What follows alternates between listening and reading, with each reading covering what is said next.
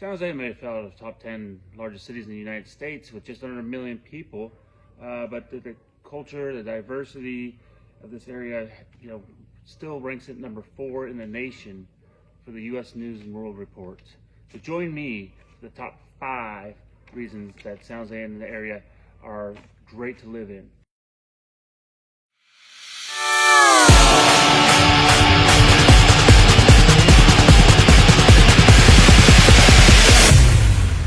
Hey, it's Chase, the Cowboy Realtor here in Santa Clara County. Today I'm going over the top 5 reasons I like living in the area. Starting with number 5 and then we'll get to number 1. If you like what you're hearing and everything else, please subscribe and follow me. I will keep updating these, and like, comment, and tell me what you want to hear about, and I'll keep going. For number 5, I'd say employment opportunities.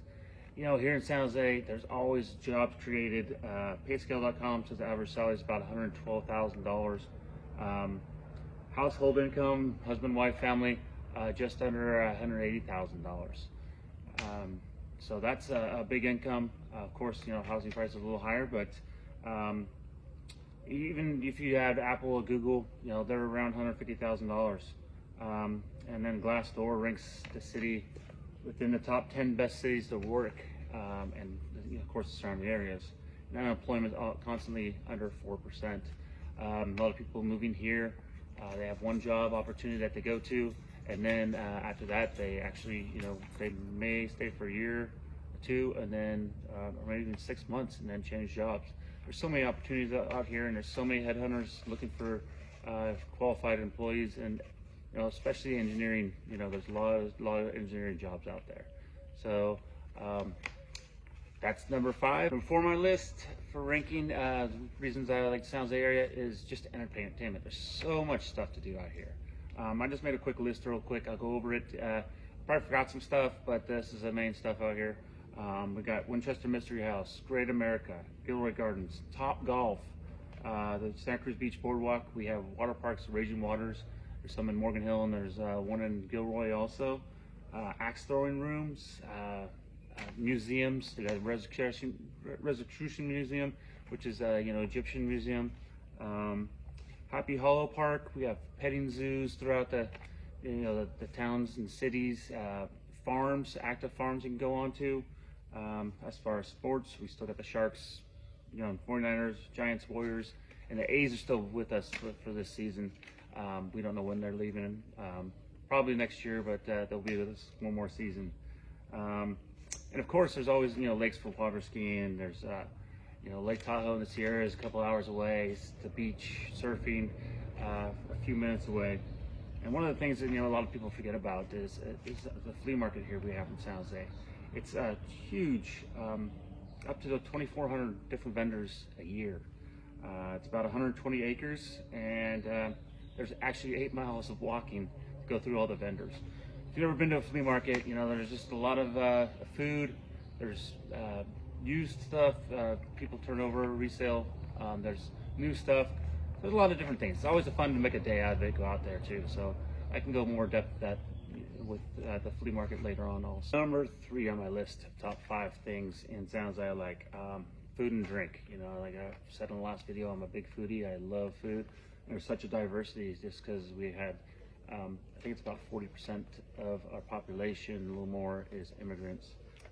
Mexican foods, smoked foods, Vietnamese foods, Thai foods, Indian foods, Korean foods. We have food trucks, you name it.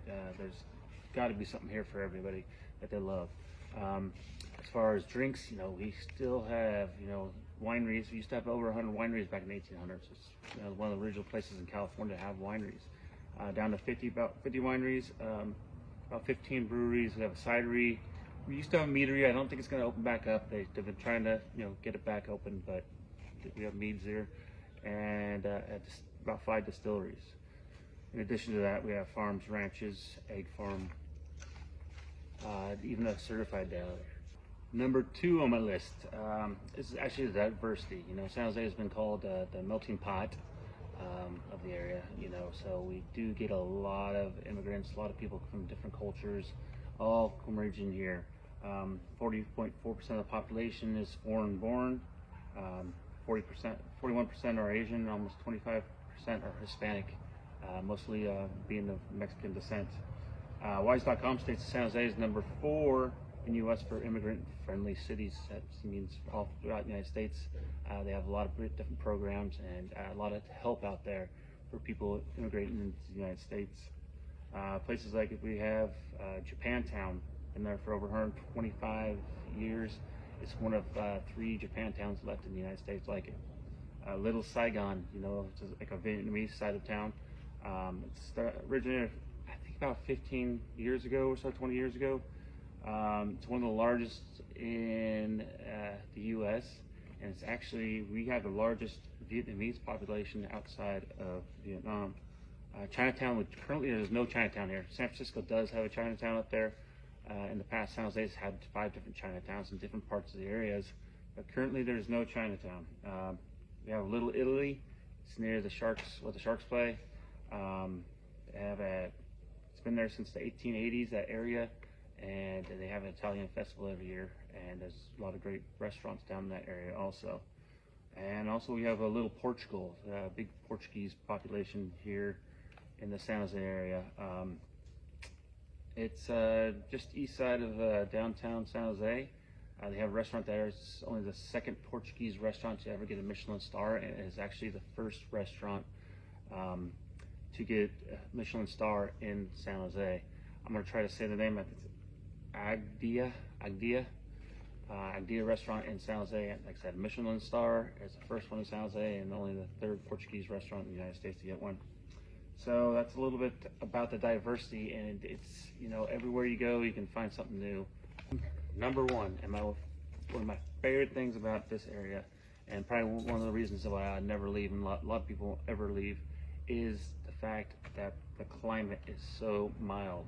They call it a Mediterranean style climate. Average temperature 52.4 in the winter, 70 in the summer. We get a few days over 100 in the last couple of years. You know, there's a couple of days over 100, but not many. Most of them, you know, real mild 70s, 80s in the summer.